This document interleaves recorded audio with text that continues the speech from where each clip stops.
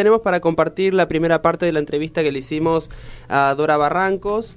Dora, es socióloga, historiadora y feminista, así dijo que la presentemos. Lo que importa es el oficio, me dijo, así que la presentemos así.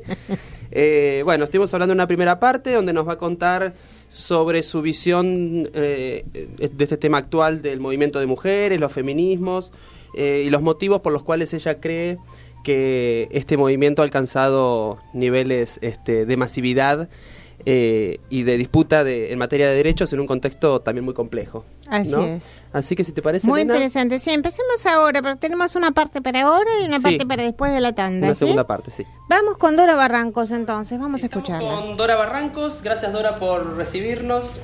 Un placer estar hablando con vos.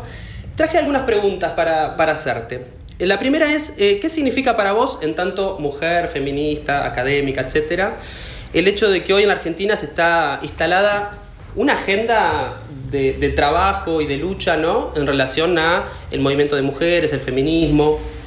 ¿Qué significa? Significa, en principio, yo diría, lo voy a decir con cierta prudencia, pero es así, estoy muy conmovida, porque es la primera vez que hay un derrame de este orden demográfico, sobre todo que tiene relación con las franjas más jóvenes de nuestra sociedad. Es la primera vez que asistimos a un feminismo masivo, a un feminismo de masas. Entonces eso da mucha conmoción, porque para las feministas de la vieja guardia, como es el caso de una, jamás habíamos previsto una irradiación de nuestras plataformas, de nuestras políticas, de nuestras epistemologías, con esta, yo diría, con esta intensidad.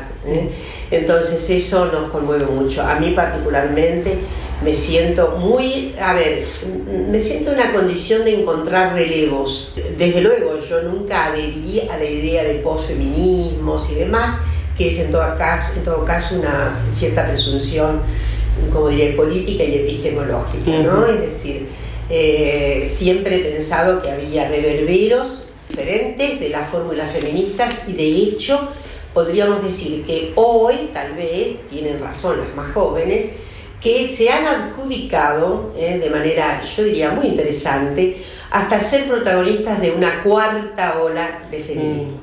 Entonces, lo que más siento es estoy muy conmovida sentimentalmente y también argumentativamente, porque estamos frente a una circunstancia inédita que no habíamos pensado y que felizmente está aconteciendo. Claro, ¿y cómo era antes? En la década pasada estaba más reducido a un grupo más académico, más universitario. Sí, el feminismo siempre hay que tratarlo en plural, había varios feminismos, pero ninguna de esos cauces feministas podía presumir de que se trataba de un cauce que tenía una gran cantidad de adherentes, de modo que esos cuadrantes feministas de mi época, de los 80, de los 90, eran más bien capilares, eran grupos y desde luego con un gran ejercicio en nuestra sociedad que significa haber ganado leyes notables, ¿no? A lo largo de estos, yo diría, de la recuperación de la democracia sobre todo. Entonces hemos pasado de lo que sería un feminismo de ciertos cuadros a un feminismo de masas.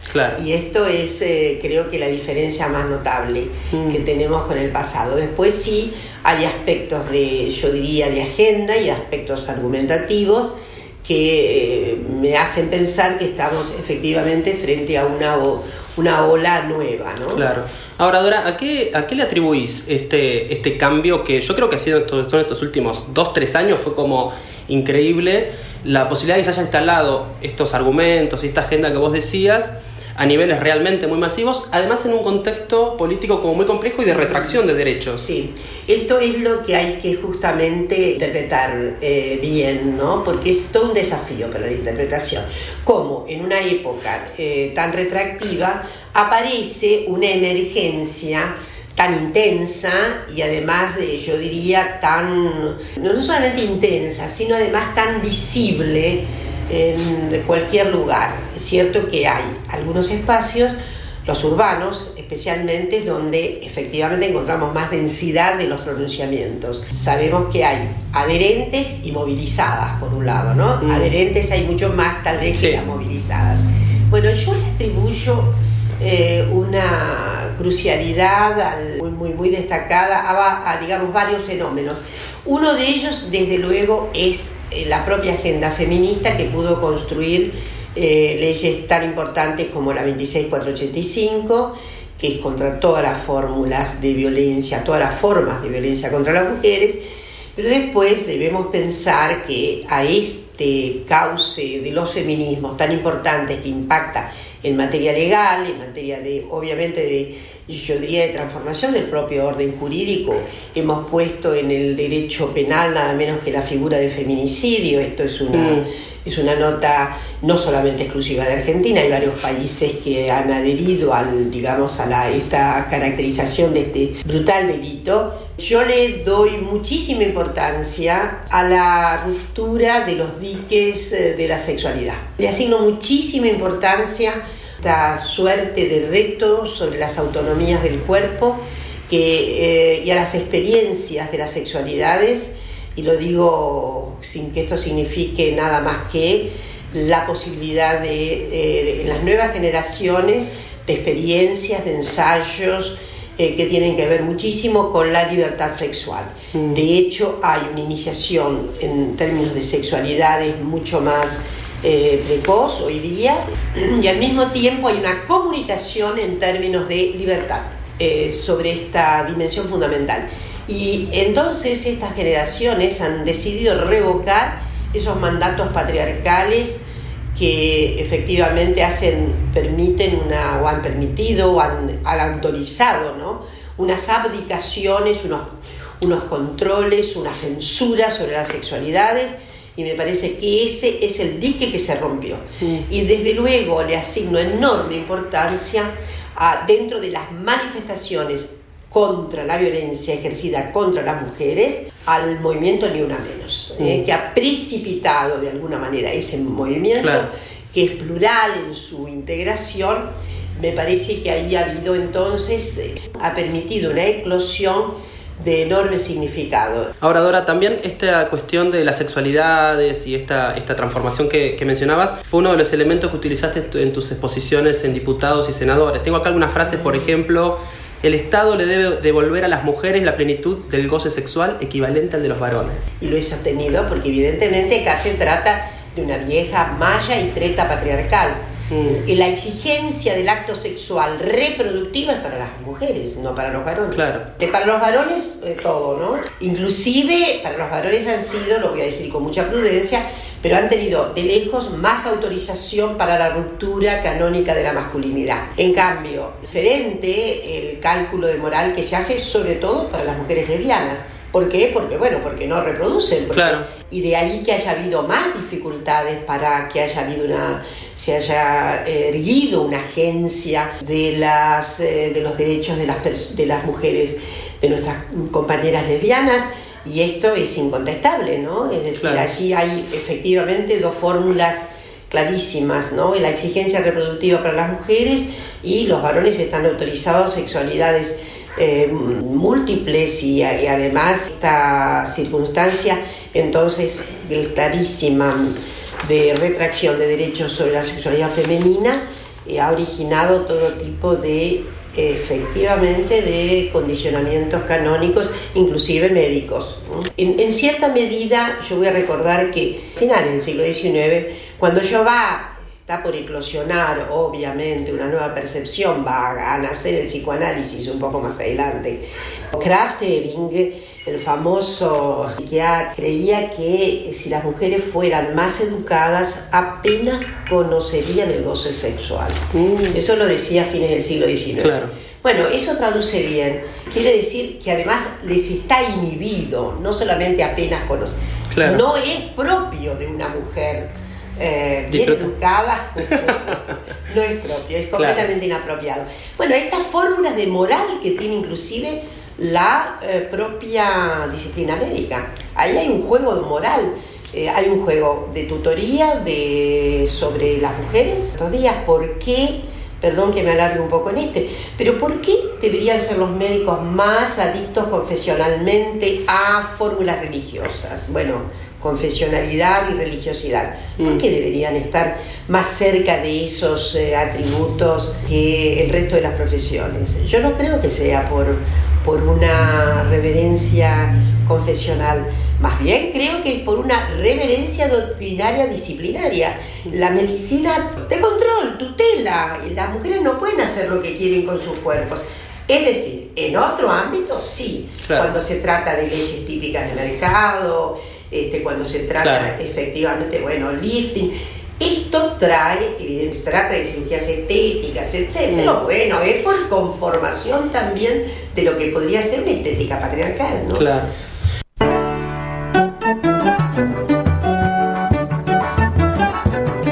Las vías de comunicación de Sintonía Educar son 4371-4740, vía WhatsApp al 15 22 62 7728.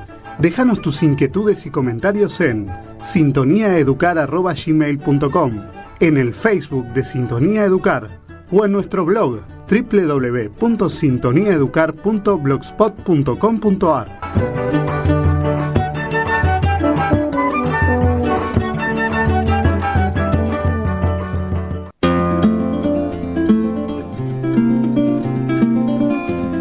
Interesante, Julio, todo lo que dijo, ¿no? Y cuánta razón tiene en muchas de las cosas que dijo, ¿no? Sí, la verdad que sí, interesantísimo. Ella muy agradable, además muy dispuesta a hablar y a compartirnos sus miradas, sus puntos de vista. Estaba realmente muy conmocionada, estaba muy expectante a la vez con lo que iba a ser la votación en senadores, que finalmente después no salió, pero bueno. Sí, realmente una militante, ¿no?, de la vieja guardia, como ella comentó en lo que nos comentaba, ¿no? Me pareció interesante también la cantidad de conceptos que volcó, hablando, por ejemplo, de feminismos en plural, ¿no? Recién escuchábamos a Silvia que nos hablaba de infancias, adolescencias, ella habla de feminismos. Y sexualidades, ¿no? Sexualidades. A las sexualidades a la cual a la vez le atribuye un rol muy importante en todo esto que está pasando, ¿no? Ella habla de la ruptura de los diques, de la sexualidad canónica, tradicional, heteronormativa, seguramente está pensando en eso. Realmente, bueno, interesantísimo, ¿no? No, y esta cuestión de la conmoción, yo había subido en una oportunidad un videíto de una persona de unos entre 70 y 80 años, ¿no?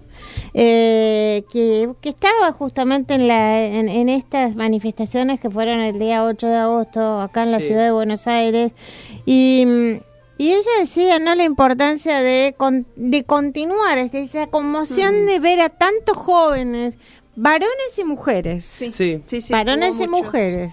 Esto hay que decirlo, ¿no? En apoyo a esta posibilidad de ampliar derechos en un momento del país en el que justamente se restringen los derechos cada vez más, ¿no? Este sistema neoliberal, patriarcal, ¿no? Que nos obliga a las mujeres, no solamente a las mujeres, sino a muchísimas otras personas que no son mujeres, digamos, también a las infancias, a las adolescencias y a los hombres que también son víctimas de este sistema, ¿no? Estaba mirando un artículo que publica una amiga que hablaron sobre la lactancia en México y todos los panelistas eran hombres. ¿No? Esto realmente es inconcebible, ¿no? Y por otro lado, digamos, me parece que los argumentos que se dieron también en la Cámara de Senadores ese día, digamos, la verdad que son del medioevo, ¿no, Lérida? La verdad que... sí, realmente insostenibles. Por ejemplo, el de Urtubey, creo que fue algo ofensivo, que creo que generó un rechazo y una sensación tan bueno, como para ver cuando uno vota horrible. También, digamos, la sábana, ¿no? De nuestros senadores y diputados, ¿no? ¿Quiénes son concretamente los que están en las listas? Yo creo que cómo piensan. Exactamente. Hay que llamar. Esto pone a la luz todo. Sí, y la importancia también de la separación de la Iglesia del Estado. También, ¿no? que es un punto sumamente importante. Escuché a una senadora que hablaba de que en el momento de la concepción ya hay alma.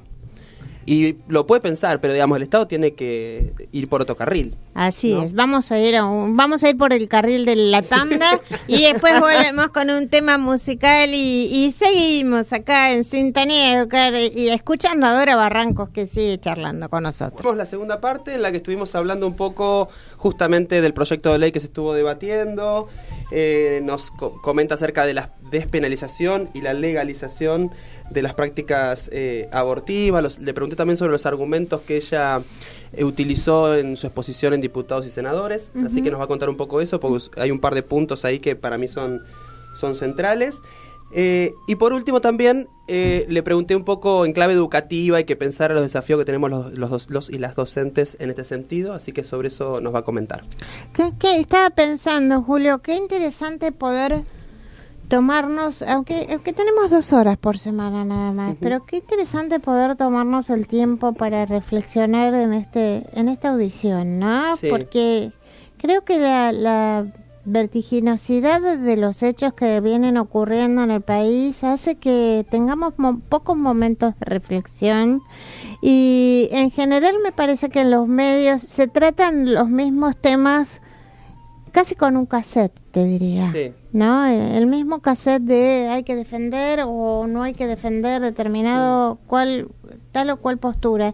Y en el caso de Dora Barrancos, como el de muchísimas otras personas que están vinculadas no solo a la militancia, sino al estudio, ¿no? Y a la profundización de hechos históricos, sociales y políticos, hace que nos detengamos un poco a pensar más allá de la euforia, ¿no? Sí. Y que podamos tener este espacio acá en sintonía para pensar y para comentar lo que otros profesionales puedan pensar, o no profesionales, porque muchas veces son personas que no tienen un gran renombre, pero que sin embargo hacen cosas muy importantes. Así que bueno, ¿le damos para adelante con Dora Barrancos? Dale. Vamos. Ahora, Dora, la ley de interrupción voluntaria del embarazo que se está discutiendo, ¿qué otros puntos interesantes tiene, además, por supuesto, de la despenalización y legalización de la práctica del aborto? ¿Qué otros elementos tiene detrás que pueden ser innovadores o disruptivos o distintos quizás a las leyes que hay en otros países? No tiene demasiados elementos con relación a otros países. Acá se encontró que evidentemente... no bastaba la despenalización, y no bastaba porque despenalizar no significa que haya oportunidad efectiva de acceso. Entonces, ahí hay una cuestión en que entre la crucialidad de despenalizar completamente y de legalizar. Si se legaliza, evidentemente ahí se entra en una frontera en donde hay una tangencia, por así decir, penalizable. En todos los países hay una previsión penalizable. Hay algunos países que son muy abiertos, prácticas legales de aborto, por ejemplo, inclusive en términos de semanas. Por ejemplo, Inglaterra tiene 29 semanas. Yo no encuentro demasiada singularidad en eso, más bien el proyecto que llevó la campaña y que consiguió la media sanción era un proyecto que contenía en general las notas, yo diría, fundamentales de esta diversidad de leyes que hay en Occidente, desde luego. Pero me parece que sí se encontró que si se penalizaba fuera de las 14 semanas y ninguna de las causales previstas que se mantienen en el famoso artículo 86 del Código Penal, había también que encontrar una conducta penalizable en aquellos facultativos, médicas y médicos que se negaran a cumplir con la ley. Estamos sabiendo de que ahí hay una torcedura, de que ha habido una transformación del proyecto, y que bueno, se contemplan algunos cambios, ¿no? Si lo tengo acá es baja del tope de semanas de 14 a 12, ¿puede ser? Sí, esa sería lo que sabemos que estaría en orden a una aceptación, el orden de una aceptación mayor. ¿Qué otros elementos utilizaste en tu exposición en diputados y senadores para hablar a favor del...? En el caso de diputadas, de la audiencia en diputados, yo remarqué mucho esto. Remarqué fuertemente, sí, que se trataba de un problema de salud pública evidente, porque hay una tremenda inequidad entre las propias mujeres, hay una inequidad de clase gravísima entre los segmentos medios y altos que siempre pudieron contar con una mayor criticidad dentro de lo clandestino y mayor seguridad dentro de lo clandestino, que contrastaba con lo que yo llamé una larvada pena de muerte. O sea que había una penalización, sí, que se exacerbaba en la previsión misma del Código Penal, y que era la penalización con la propia vida. Eso fue un argumento. El otro, pero creo que el Senado, y además argumenté fuertemente en torno del derecho a la sexualidad, toda mujer pasa por una experiencia, toda mujer y toda relación heterosexual, en donde las personas gestantes pueden tener una disimilitud genérica hoy día, que había ahí una cohibición de la libertad, porque toda mujer desde que está en situación, en edad de fecundar, su sexualidad está siempre acompañada por una sombra fantasmática de quedar embarazada. Y esa sombra fantasmática en sí misma ya es una cohibición del deseo sexual. De hecho, esto yo no lo dije, pero sabemos muy bien que muchísimas mujeres finalmente aciertan con la plenitud del goce sexual en la menopausia.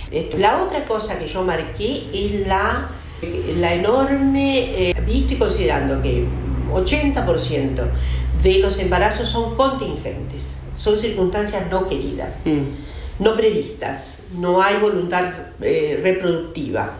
Y entonces no podía ser una fatalidad, no podía marcarse una mujer, porque por otra parte ya en el Senado argumenté en otro sentido, en el sentido de la larga legitimidad social del aborto en este país. Y esa larga legitimidad social yo la he analizado porque he hecho varios trabajos que muestran que es imposible interpretar el fenómeno argentino llamado transición demográfica, que es un cambio notable sobre todo que tiene que ver con una caída notable de la natalidad en este país, inexorable, ¿no? Que significó una revolución demográfica intensa, silenciosa por parte de las mujeres, pero que al mismo tiempo no podríamos considerar que esa baja de natalidad se pudo haber producido sin la recurrencia a la práctica abortiva, dado que, imaginemos en los años 20, 30 y 40, cómo eran defalibles los métodos usados. Y además, porque a menudo parece que se olvida que, que la gestación tiene que ver con un acto sexual en gran medida. Desde luego hay fórmulas tecnomediadas hoy día para quedar embarazada, pero ahí hay voluntad de embarazo. Claro. Entonces lo que dije es que una de las técnicas más usadas en el pasado fue el coitus interruptus, y que el coitus interruptus ha sido una gran contribución a los embarazos no queridos. De modo que esto argumentativamente me parece que es incontestable, porque hasta que apareció la píldora, y aún hay posibilidades de que tomando todos los recaudos pueden ser falibles, puede fallar alguna de esas técnicas, y entonces el embarazo es una contingencia y no es el sentido fino, abusado del deseo de la maternidad. Dora, recién hablabas de personas gestantes. ¿Podemos aclarar un poco ese concepto? ¿Por qué no dijiste mujeres?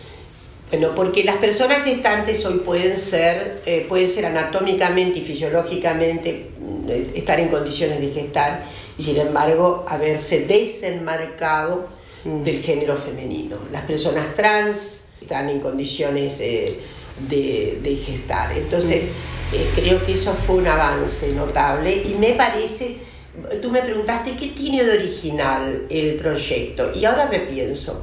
El proyecto probablemente tiene de originalidad y haya sido pensado con esa originalidad, es que efectivamente se habló de personas gestantes. Entonces, ahí por ahí tal vez que hubiera una novedad, porque los otros proyectos que hay en el mundo, evidentemente no se estaba al momento en que se sancionaron con esta diáspora extraordinaria de los géneros, ¿no? Entonces ya no aceptamos que haya polaridad varón-mujer y que entonces ahí hay que pensar en personas gestantes. Claro. ¿No? Ahora, Dora, como para ir finalizando, como socióloga, historiadora, ¿qué sociedad te parece que va a emerger el día de mañana, suponiendo que el proyecto de ley se apruebe? ¿Para dónde te parece que van a ir las cosas? ¿Qué va a cambiar? ¿Qué va a suceder? Es una apuesta pascaliana, ¿no? Así como Pascal apostaba a la idea de la existencia divina.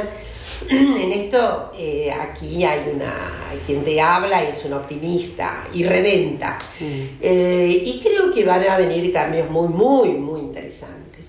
Algunos no los veré, pero a mí me parece que hay algunos que van a ser más lentos, como por ejemplo el orden doméstico cambiado diametralmente en el sentido de una alta cooperación paritaria, seguramente va a demorar un poco.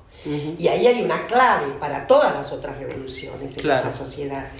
Pero me parece que este va a ir por un lado y sin embargo creo que lo que vamos a pedir las feministas y las jóvenes es efectivamente una implosión del mercado laboral para que se extingan las fórmulas discriminatorias que tiene. El mercado laboral es, en todas sus composiciones, es el lugar donde más infringen derechos a las mujeres, en todos los segmentos. Está el techo de cristal, está inclusive ambientes donde están altamente feminizadas las fórmulas, pensemos las universidades, y sin embargo hay retardos respecto de la igualdad de oportunidades. Entonces yo creo que eso es lo que viene, es una fuerte interpelación al mercado laboral. Ahí el Estado tiene mucho que hacer en materia de regímenes por supuesto, de fiscales, de medidas de acción positiva, estímulos. Claro que es muy difícil que el Estado ingrese en la revolución doméstica, pero puede hacerlo puede mediar de otro modo. Y la forma que tiene el Estado para mediar, sí, es la creación de leyes en las que se prorrogue mucho a favor de los apartamentos de cuidados que tienen que tener. En la medida en que haya más derechos civiles de cuidados, de protección a cargo de los varones, y facilitar a los varones estos encargos que hoy son hechos por mujeres, me parece que también vamos a crecer en la perspectiva de que hoy está muy, muy, muy analizada teóricamente, y es qué va a pasar con los cuidados, ¿no? Entonces tenemos como una revolución doméstica pendiente, tenemos una fuerte modificación del mercado laboral. ¿Por qué no van a ser pilotas de aviones las mujeres? ¿Por qué no van a conducir camiones las mujeres? ¿Por qué no van a ser herreras las mujeres? En fin, ¿por qué los varones no van a ser cuidadores?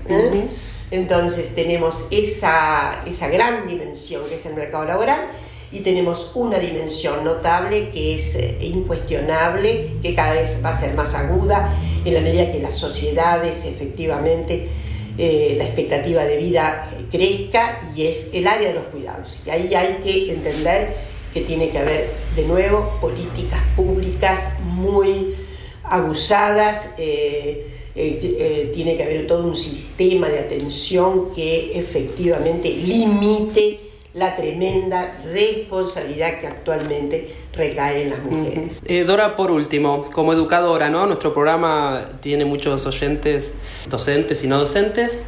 ¿Qué te parece que va a pasar con la escuela y este tema, ¿no? de este proyecto de ley que se está discutiendo? ¿Qué desafíos tienen los docentes y las docentes en este sentido? Muchísimos. Yo digo siempre, y lo voy a decir con mucho cariño porque yo misma soy docente de base, soy una Ya en el fondo soy una maestra normal.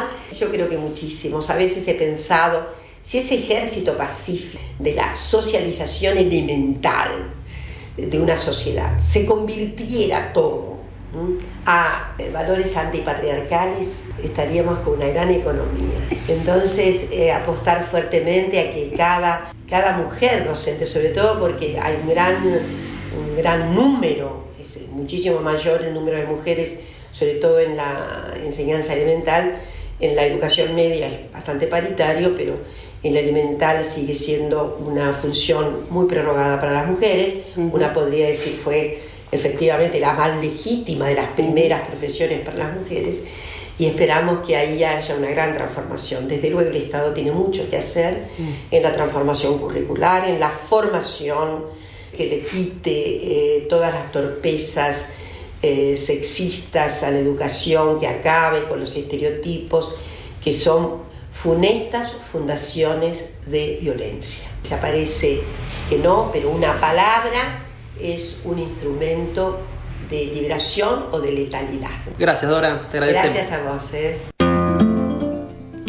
Buenísima la entrevista, la verdad. Esta perspectiva que vos le planteás en función de qué es lo que viene, no solo socialmente, sino en materia educativa, ¿no? Sí, soy una optimista irredenta, dijo Dora, y nosotros también. Y nosotros también. No, la verdad que sí. Los conceptos, ¿no? Esta diferencia entre despenalizar y legalizar, que ella vuelca en esta segunda parte de la entrevista, no alcanza con despenalizar para que todas tengan acceso. Así es. ¿No? Así que la verdad que sí, como esa sociedad que ella podía avisorar de cara al futuro a partir de todos estos movimientos, ¿no? De mujeres y demás. ¿Y cuánto hay que hacer en la escuela, no? En ¿Y cuántos desafíos? Educativa, en materia de cambios.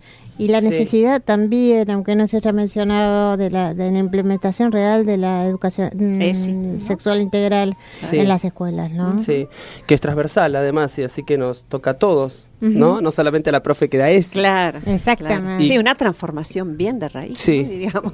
Vamos en camino. Acá hay muchos jóvenes chicas y chicos y jóvenes que empiezan por otro lugar diferente al nuestro.